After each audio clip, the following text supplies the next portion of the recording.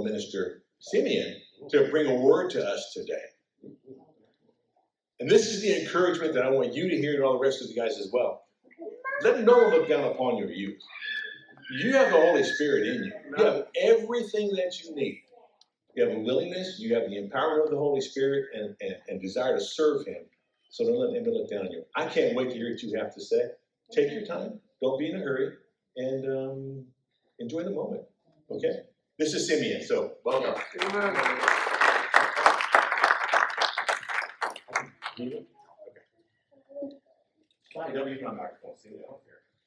Hello guys, like Pastor Skip said, my name is Simeon Duncan, and he's asked me today to speak a little bit what we learned and our main things we learned at camp. Okay, so by the way, we had a great time, as you all can tell. It was our new camp.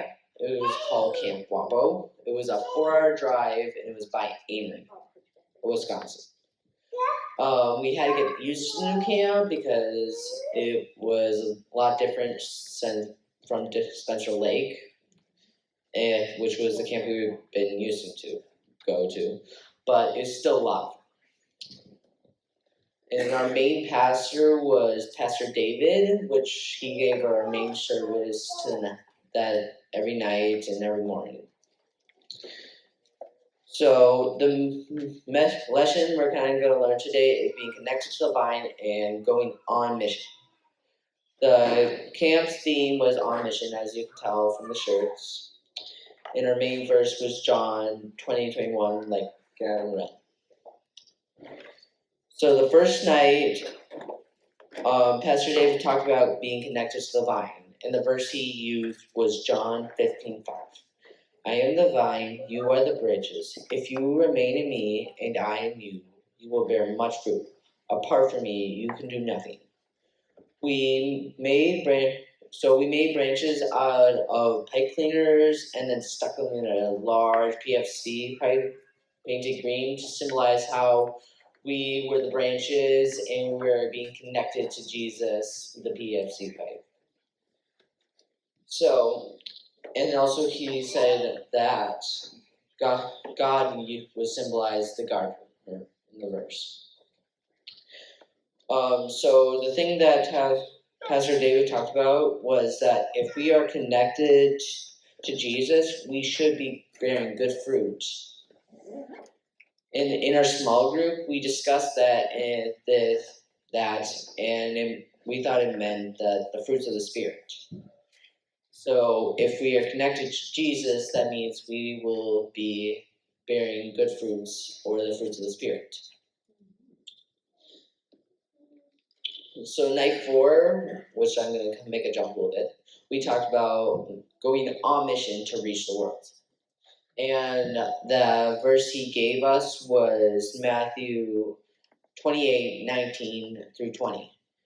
And that is also the Great Commission, if you're wondering. Therefore, go and make disciples of all nations, baptizing them in the name of the Father, the Son, and the Holy Spirit, and teach them to obey everything I have commanded you. And I surely am always with you, always to the ends of the ages. Okay, so that means we need to go, is kind of saying that we need to go spread the good news of Jesus to the people who need it. And then once they have received it and are ready, we need to baptize them in the Spirit and in water baptism. So we had a great time at camp. We made new friends, played great games, and danced to music videos. And the lessons we learned were we need to be connected to the vine and we being on mission to spread the good news of Jesus to others.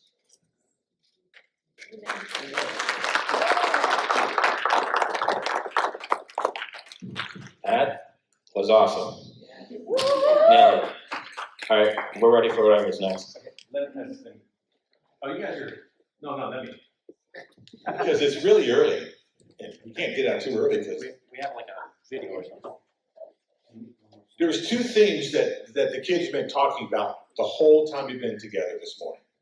The first thing is being on mission for Jesus.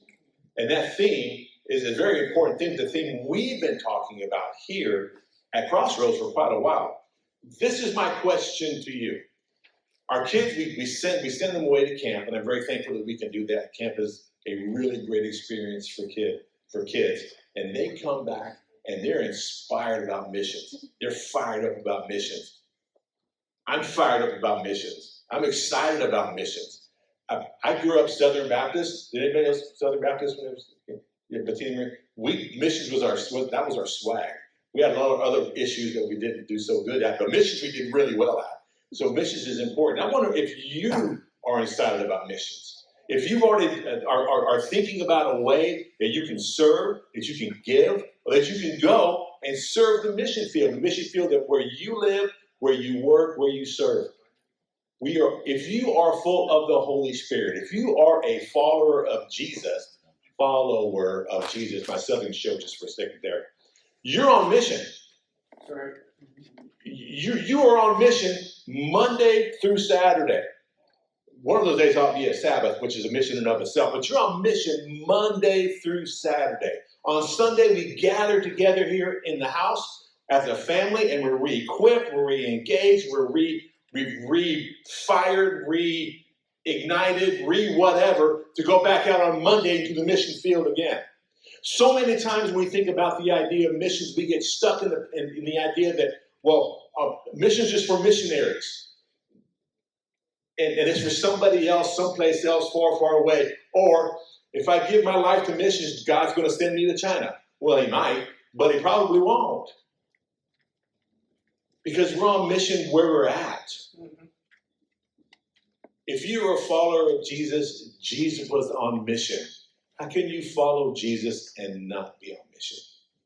And the answer is you can't. This is my point. You and I should be praying about our response to the call of missions. How we're going to respond financially, in ministry, whatever the case may be. Go to camp with your kids. Go to camp with kids, all that counts. We need to think about how we're going to respond to the call of missions that these kids have laid out before us. And there should be a response. And secondly, I heard it said more than once. The second thing was being filled with the Holy Spirit. Taking that next step in our faith walk. And I'm not going to go in too much into that now, because next Sunday we're teaching on being baptized in the Holy Spirit. That's going to happen here. And I have a feeling that people are going to be baptized in the Holy Spirit, and chains are going to be broken, and walls.